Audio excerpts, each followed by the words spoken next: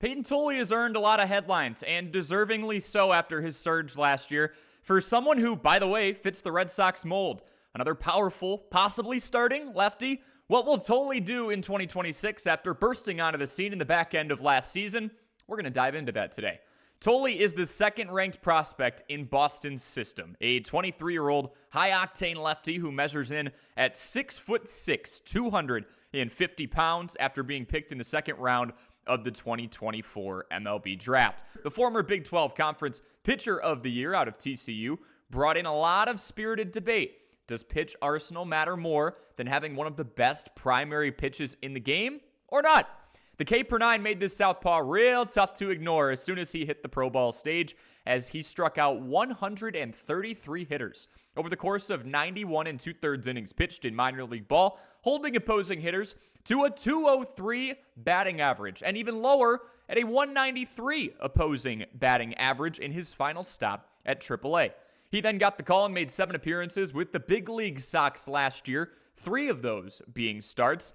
The guy got hit around a bit in that small sample size, allowing 5 balls to clear the outfield fence in just 16 1/3 innings of work. The strikeout numbers were there, but he also walked a batter every other inning. For strengths, we alluded to it a bit already, but what's the strength of Payton Tolle's game? It's that mid to high 90s fastball. And there's 3 components I want to focus on that make it so difficult to hit. 1, the straight up velocity. The guy was probably amped up. His team was in a playoff race down the stretch. He's getting his first big shot.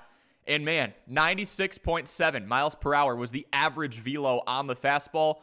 But here's what makes it even more difficult. Number 2 would be the 18 inches of induced vertical break, movement of the baseball having that rising effect. The ball is not only rising, but it's riding left to his arm side. And number 3, what if I told you that his 97 mile per hour fastball looks faster than 99% of pitchers at their respective speed? Now, what does that mean? Well, that introduces the advanced analytic of extension. With a 6'6" frame comes a release point of the baseball that is far closer to home plate than the majority of pitchers in this league. It's the same advantage that guys like Jacob Misiorowski, also very tall and lengthy and happens to throw the ball extremely hard, have on the rest of the pack. For a weakness, to be a starter or not to be a starter, what distinguishes the two? Most of these guys can work up the endurance to have higher pitch counts, but it's variety. It's your arsenal. It's the amount of different pitches you have at your disposal. And we're back to that polarizing debate that rose with Payton Tolle's draft selection not long ago. Speed or arsenal? Both would be great, but for Tolle, he uses that fastball 64% of the time. If hitters just go in there and guess fastball every single time, they're pretty likely to see one, and that's not optimal. Now, Baseball Savant shows Tolle having 5 different options, but none of those pitches outside of the fastball are being used more than 13% of the time, albeit this is based off of a small major league sample size from last year. But there's a decent hypothesis building that Tolle could be a high-leverage bullpen arm if he doesn't fix this.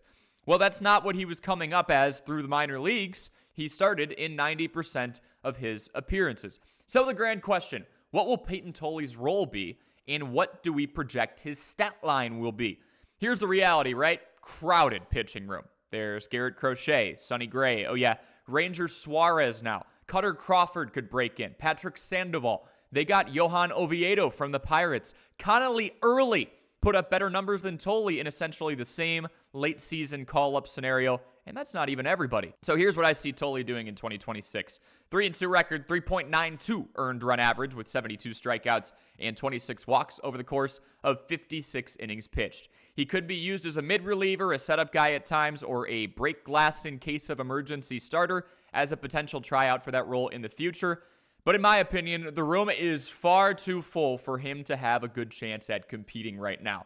If you enjoy videos like this and got something out of it, make sure you leave a like, subscribe to Talk Sox on YouTube, and we will catch you in the next one.